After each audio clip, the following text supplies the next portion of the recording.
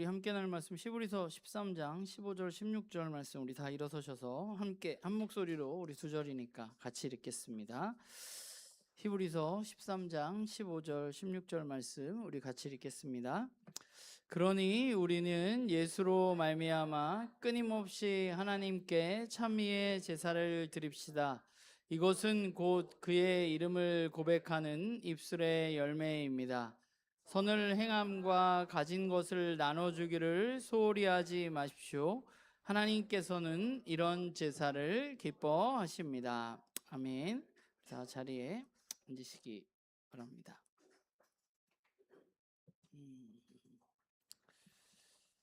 우리는 참 정보가 많은 시대에 살아가고 있습니다. 예전에는 물건을 하나 사려면 그 물건이 뭐 어떤 성능이 있는지 사실 알기도 어렵고 되게 발품 막 손품도 팔아야 됐었는데, 지금은 물건 이름만 치면 그 물건에 대한 정보가 이곳저곳에 정말 많이 있습니다.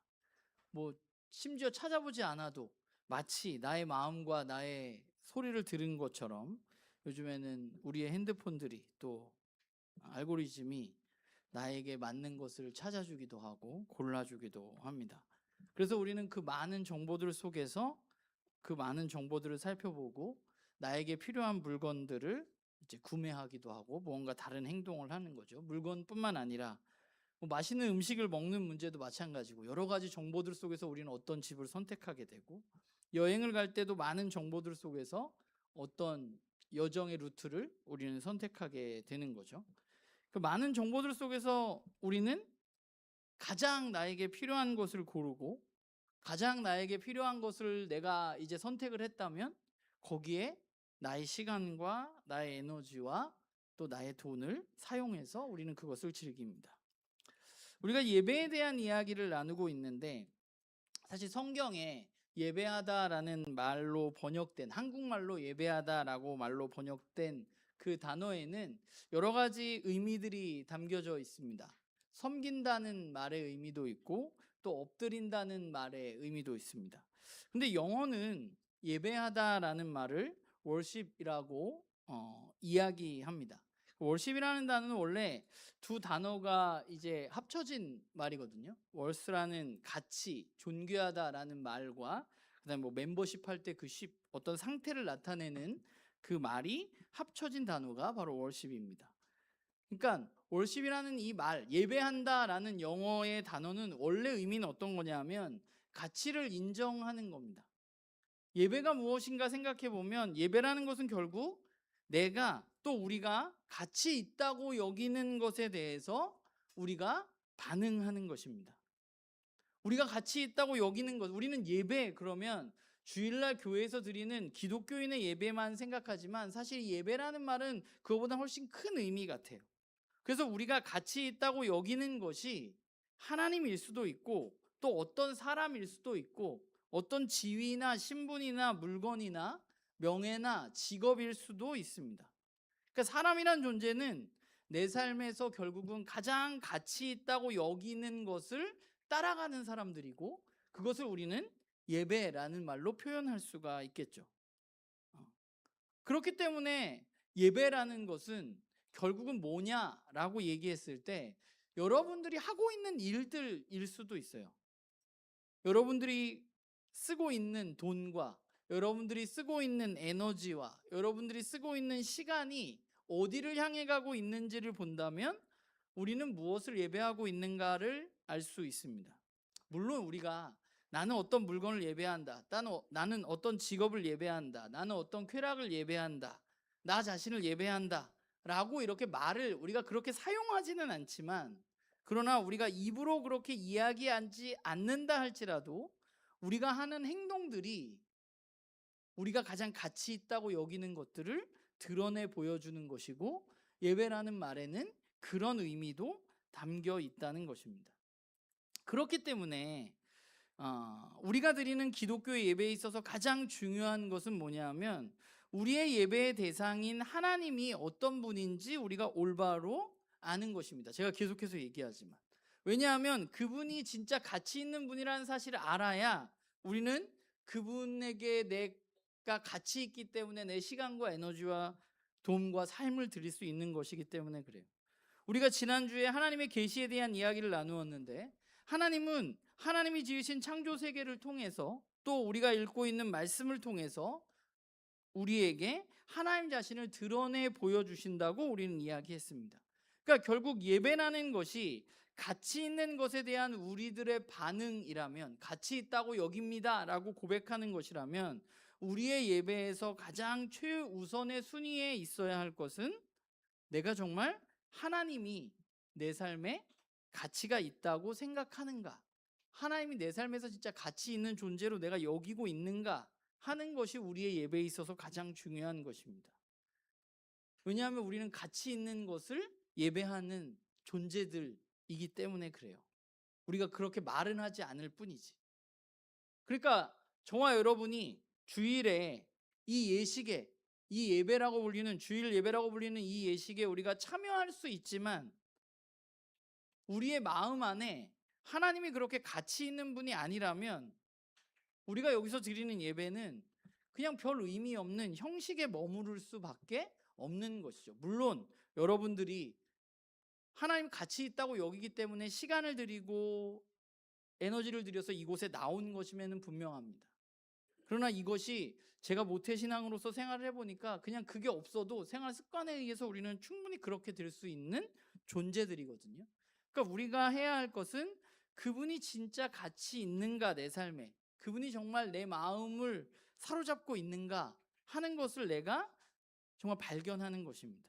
그래서 우리는 하나님이 어떤 분인지, 그분이 어떤 일을 하시는지 하나님을 알아가야만 하는 것이죠. 그리고 그분을 느끼고 그분을 경험해야만 우리는 하나님 온전히 예배할 수 있는 것입니다.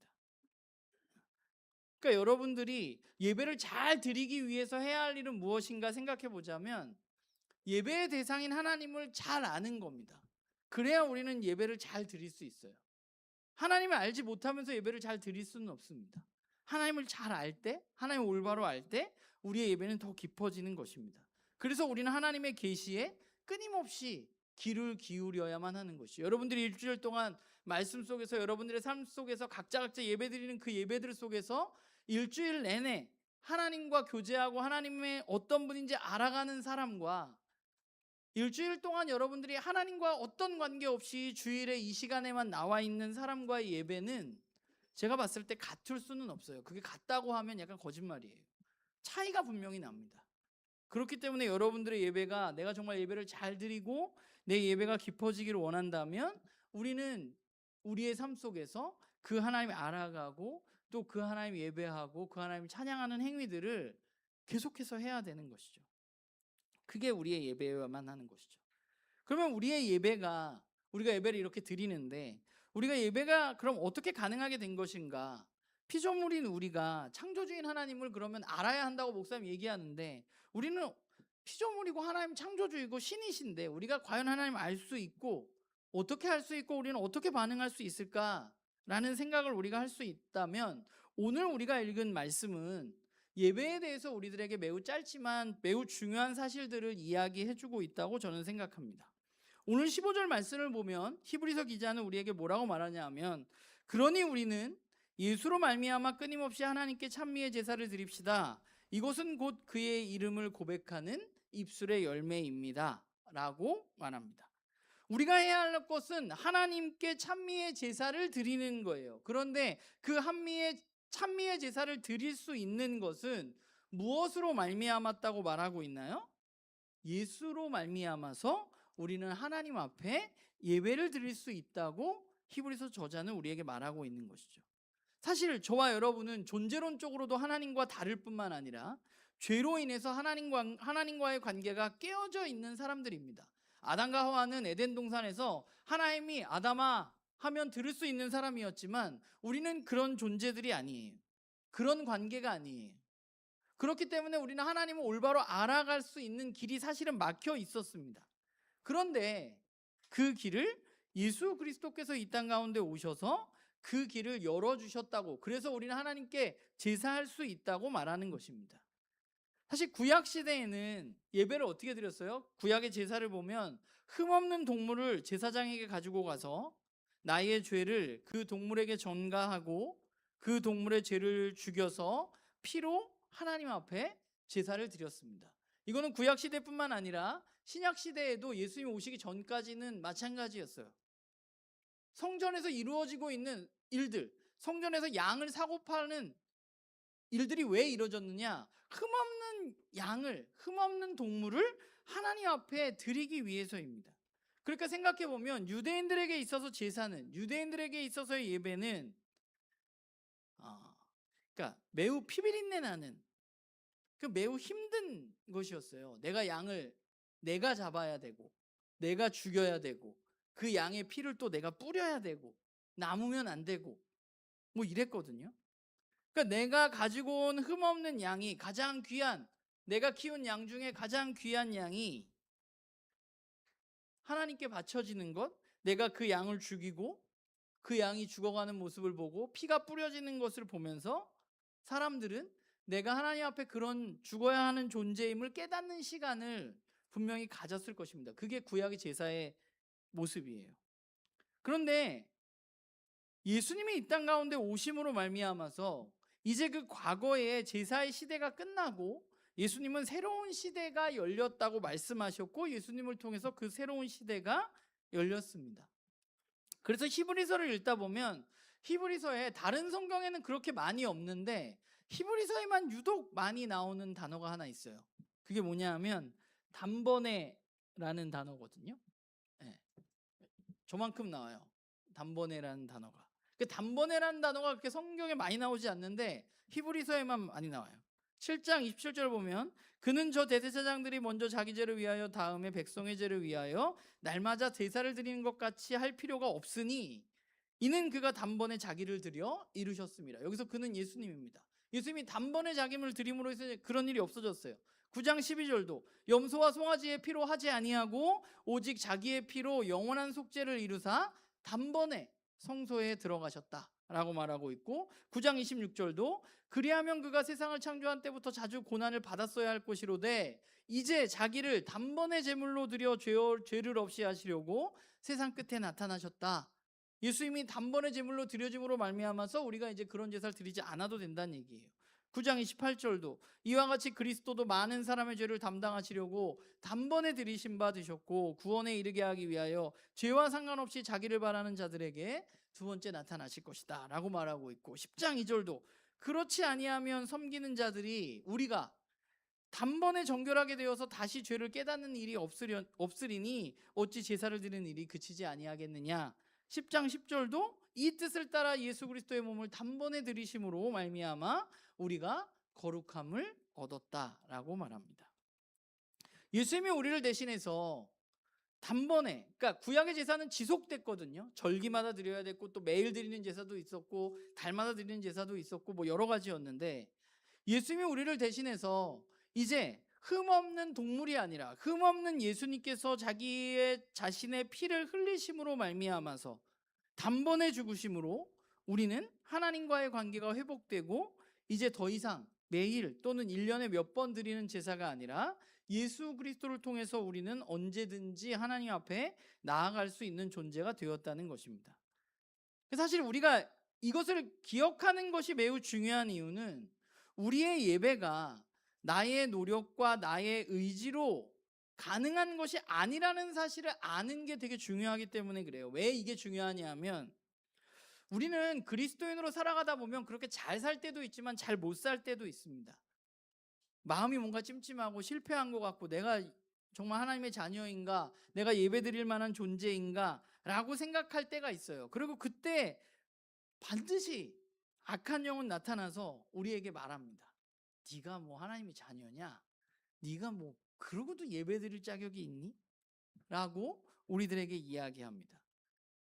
그런데 우리는 우리의 의지와 우리의 어떤 됨됨이를 통해서 하나님 앞에 예배드릴 수 있는 게 아니라 예수 그리스도께서 우리를 위해서 하신 일 때문에 우리는 하나님 앞에 예배드릴 수 있는 거예요. 우리가 부족함에도 불구하고 우리가 꽤 괜찮아서 괜찮을 때만 예배드리는 사람들이 아니라 우리는 여전히 부족한 것들이 많은 사람들이지만, 그러나 예수 그리스도의 단번에 죽으심으로 말미암아서 우리는 이제 예수 그리스도의 피를 통해서, 예수 그리스도의 죽으심을 통해서 하나님 앞으로 나아갈 수 있는 존재가 이미 되었다는 것입니다. 그분을 믿을 때.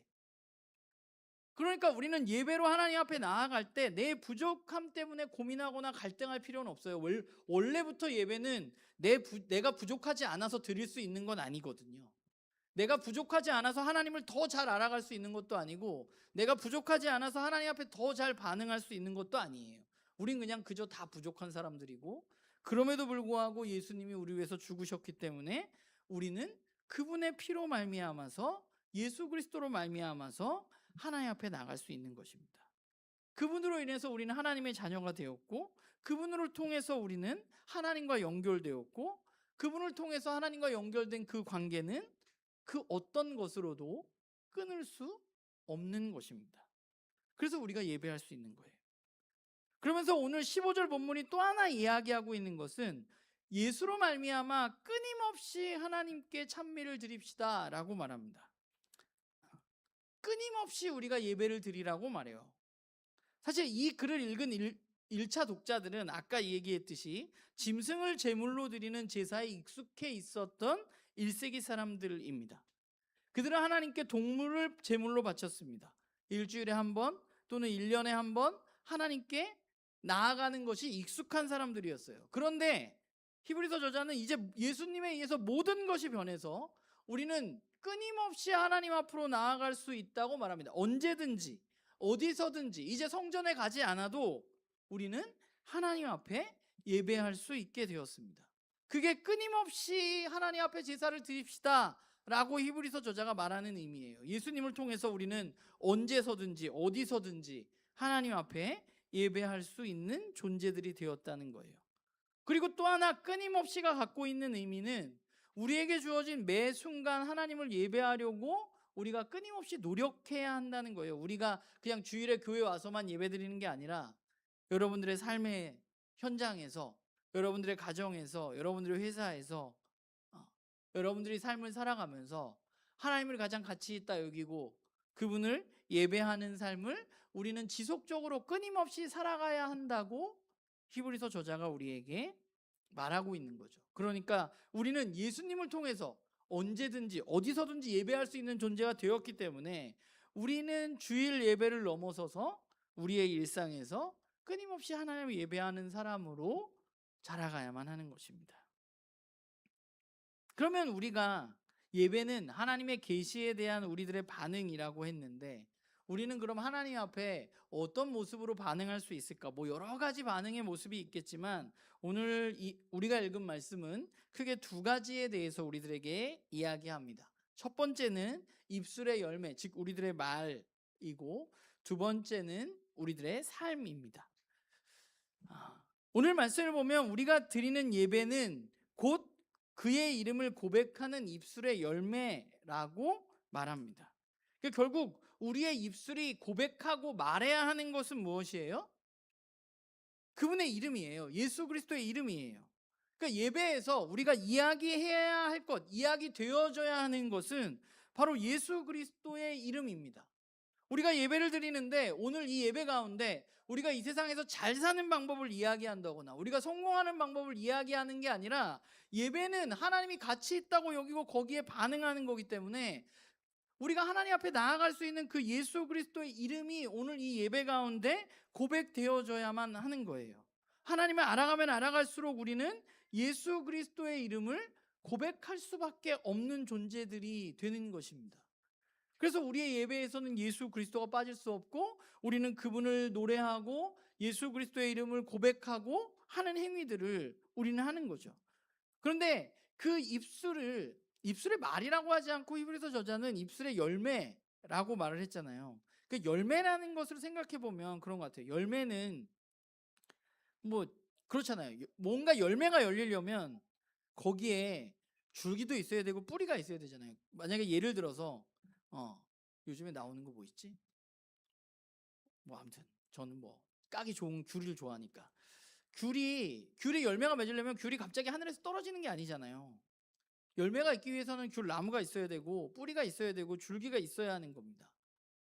그러니까 우리의 예배도 마찬가지예요. 우리가 내뱉는 말은 그냥 막 나오는 게 아니라 사실은 우리 안에서 우리의 뿌리에서부터 시작되는 것이거든요. 우리의 입술을 통해서 나오는 말이라는 것이 그냥 나오는 게 아니고 우리가 사람이 말하는 것을 보면 그 사람이 어떤 사람인지에 대해서 대강 알 수 있다고 이야기하는 이유도 거기에 있는데 말 속에는 그 뿌리가 들어있기 때문에 그래요. 그 사람의 인격이 들어있기 때문에.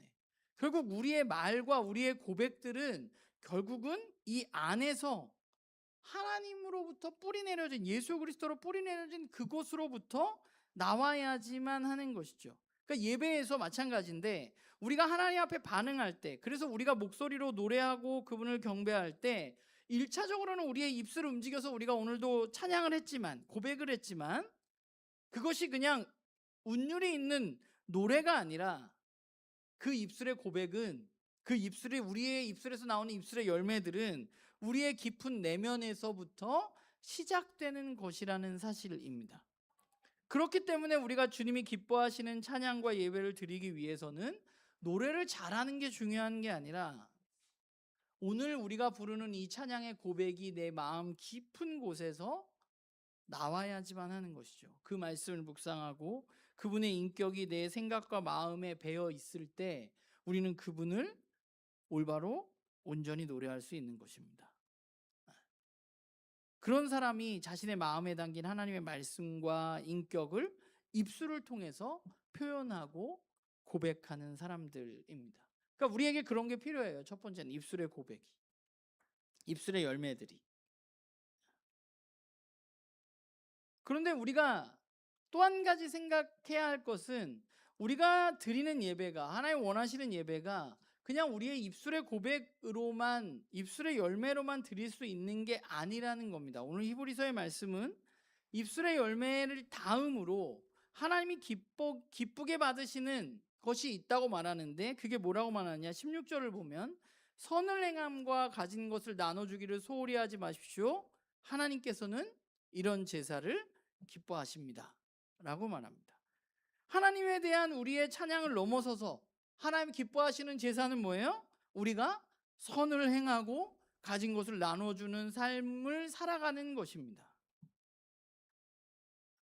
그러니까 선을 행하고 다른 사람을 돌보는 것이 예배 시간에 우리가 입술로 고백하는 것보다 사실 훨씬 어려운 거예요. 그런데 우리의 예배는 거기까지 나가야 된다고 하나님 그걸 기뻐하신다고 오늘 말하고 있는 거예요. 그러니까 진정한 예배는 우리가 오늘 여기서 드리는 예배를 넘어서서 이것도 매우 하나님 기뻐하시는 예배이지만 그것을 넘어서서 선행과 나눔으로 이어져 가야만 하는 것이죠. 우리가 사도행전을 요즘에 읽고 있는데 사도행전 2장과 4장에 보면 예수 그리스도의 복음을 믿고 함께 모인 사람들 교회가 이제 생겨나는 모습을 다루고 있습니다. 그런데 그 베드로의 설교를 듣고 복음을 듣고 회개하고 모여서 그들이 한 일이 뭐냐 하면 기본적으로는 서로 교제하고 떡을 떼면서 기도하는 것입니다. 날마다 성전에 모이고 말씀을 나누고 예배 드렸다는 거예요. 함께 모여서. 그런데 초대교회에 대해서 이야기하면서 누가는 사도행전에서 그렇게 날마다 성전에 모여서 그들이 기도하고 떡을 떼는 것으로 머무르는 것이 아니라 뭐라고 말하냐면 믿는 사람은 모두 함께 지내며 모든 것을 공동으로 소유했다.